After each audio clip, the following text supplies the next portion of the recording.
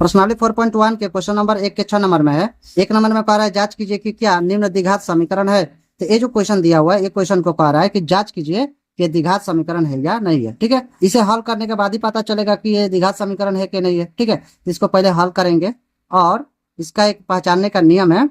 तो द्विघात समीकरण का व्यापक रूप होता है एक x square plus b x plus c equal to 0।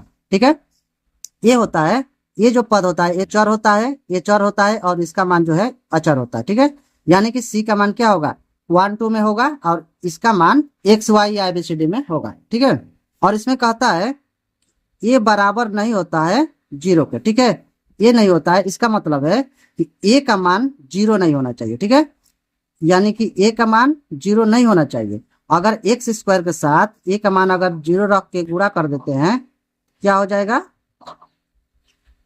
गुणा करेंगे तो क्या हो जाएगा, 0 हो जाएगा। और जब 0 हो जाएगा यहाँ पर तो एक्स स्क्वायर हट जाएगा, एक्स स्क्वायर हट जाएगा तो द्विघात समीकरण होगा ही नहीं। ठीक है, बी का मान अगर 0 रहता है तो एक्स के साथ अगर गुणा होकर 0 हो जाता है तो एक चलेगा। ठीक है, यहाँ पर अचर पद रहेगा तो हो जाएगा, है ना। अगर अचर पद यहाँ पर 0 हो जाता है वो भी चलेगा। ठीक है, लेकिन यहाँ पर 0 नहीं होना चाहिए। तो चलिए क्वेश्चन को हल करते हैं। तो लिखते हैं हल, क्वेश्चन को एक बार उतार लेंगे।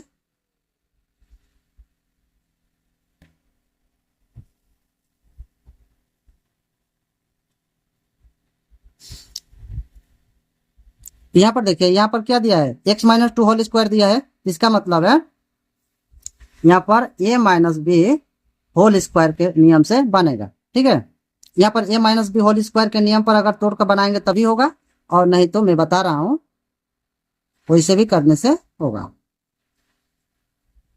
x माइनस 2 क्या है, स्क्वायर है, यानी कि इसे दो जगह लिख सकते हैं। तो ऐसे लिख लेंगे इसे, आप लोग का इच्छा।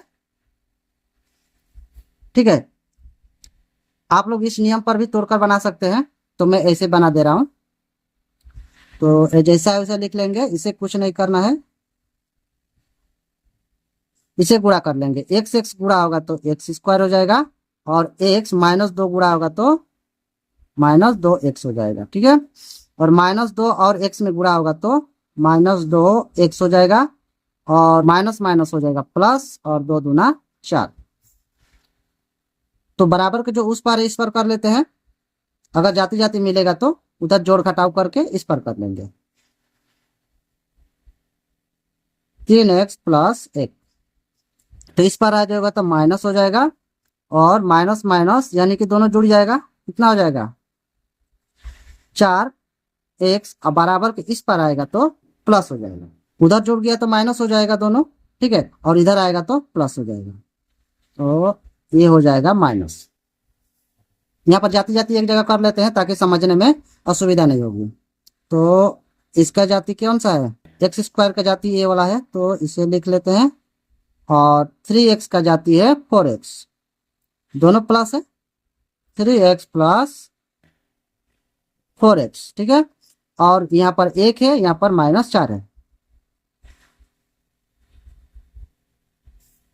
तो ये दोनों प्लस माइनस है, ये कट जाएगा।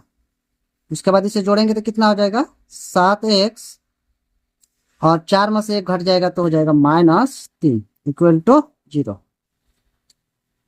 तो ये द्विघात समीकरण नहीं होगा। ठीक है, यहाँ पर मैंने क्या बताया था, यहाँ पर एक्स स्क्वायर का मान 0 नहीं होना चाहिए। ठीक है, अगर 0 हो जाता है तो क्या हो जाएगा, द्विघात समीकरण नहीं होगा। तो यहाँ पर एक्स स्क्वायर और एक्स स्क्वायर कट गया है तो 0 हो गया, है ना। तो जब 0 हो जाएगा तो क्या हो जाएगा, द्विघात समीकरण नहीं होगा। ठीक है, ते हो जाएगा आंसर। इसे लिख लेते हैं, चूंकि यह द्विघात समीकरण का व्यापक रूप ax स्क्वायर प्लस bx प्लस सी इक्वल टू 0 के रूप का नहीं है, इसलिए यह द्विघात समीकरण